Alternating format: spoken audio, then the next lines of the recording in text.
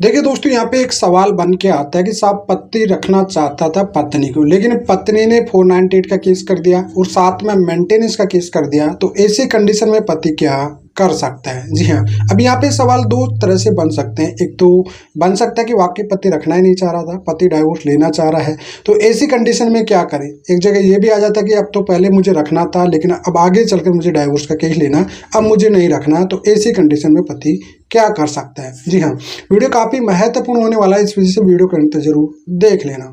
तो चलिए दोस्तों, नो टाइम पास नो बकवास, सीधा करते हैं काम की बात। मैं हूँ हंस। सेकंड बात दोस्तों, कमेंट में नंबर ना छोड़े, अगर आप मुझसे ही बात करना चाहते हो, डिस्कशन पूरी डिटेल होती है, अपॉइंटमेंट बुक करके आप बात कर सकते हैं।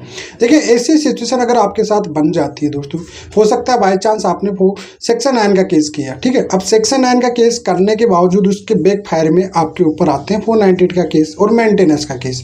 क्यों? क्योंकि मेंटेनेंस का केस तभी बनेगा जब आपके कोई ना कोई एलिगेशन लगाए जाएंगे, आपके ऊपर कोई ना कोई आरोप लगाए जाएंगे। अब बिना कारण से तो मेंटेनेंस पत्नी ले नहीं सकती, अब उसके लिए कोई ना कोई कारण तो होना चाहिए। अब यहाँ पे कारण बना लेती है कि साहब दहेज डोरी की डिमांड की जाती है। अब यहाँ पे पति सोचने के लिए मजबूर हो जाता है कि क्या करें साहब, हम तो रखने का प्रयास भी कर रहे थे, रखना भी चाह रहे थे। अब 100 में से 90% पति रखना चाहते हैं, लेकिन केस होने के बाद उनका मूड चेंज हो जाता है कि अब मुझे रखना नहीं है, मुझे तो अब इससे तलाक लेना है। तो ऐसी कंडीशन में सबसे पहले क्या होना चाहिए? देखिए, सबसे पहले तो क्या होता है कि जब भी 498 का केस होता है आपके खिलाफ, तो पहले तो या तो पुलिस की तरफ से आपको कॉल आता है कि भाई आपको काउंसलिंग कराना, आपकी पत्नी आपके खिलाफ शिकायत की है। आपको नहीं डरना चाहिए, आप अपनी बात प्रॉपर तरीके से पुलिस के सामने रखना चाहिए। पुलिस आपको किसी भी प्रकार से कोई अरेस्ट नहीं करने वाली। जी हाँ, तो पहले माइंड में तो ये जो डाउट रहता है आपका कि साहब पुलिस कहीं मुझे अरेस्ट कर ले, तो ऐसा कुछ नहीं होने वाला।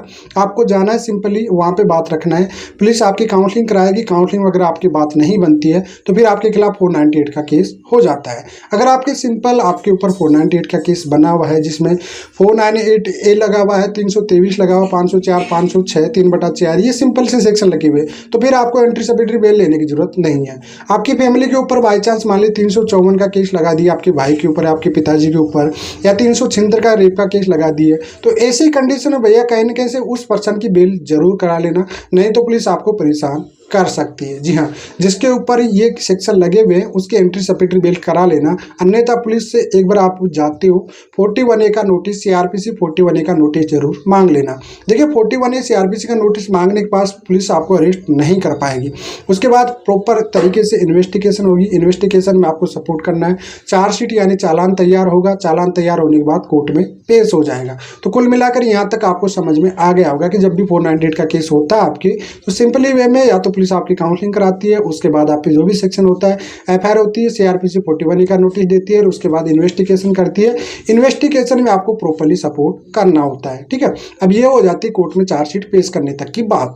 अब उसके बाद आपके ऊपर हो जाता है मेंटेनेंस का केस। अब मेंटेनेंस का केस आप पे एलिगेशन लगाती है तो आपको रिप्लाई में पेश देना होता है, उसमें आपको नोटिस आता है, नोटिस आने के बाद आपकी तरफ से एक रिप्लाई पेश किया जाता है। अब देखिए, रिप्लाई पेश करते समय आपको महत्वपूर्ण एक बात का ध्यान रखना है कि भाई आप पे 498 का केस को वो ग्राउंड बना के मेंटेनेंस लेना चाहती है कि साहब मेरे साथ ये प्रताड़ना करते, डोरी की डिमांड करते, मारपीट करते, तो आपकी तरफ से रिप्लाई में एक जवाब जरूर होना चाहिए कि साहब जो एलिगेशन मुझ पे लगाई गई है ये पूरे अभी तक तो आरोप है, मौखिक रूप से ये आरोप लगाए गए हैं, इनके न तो इनके पास कोई सबूत है, नहीं कोई ग्राउंड है, नहीं ये कोर्ट में प्रूव कर पाई। अगर ये प्रूव कर पाती है तभी मैं मेंटेनेंस दूंगा, एक रिप्लाई उसमें पेश कर दीजिए।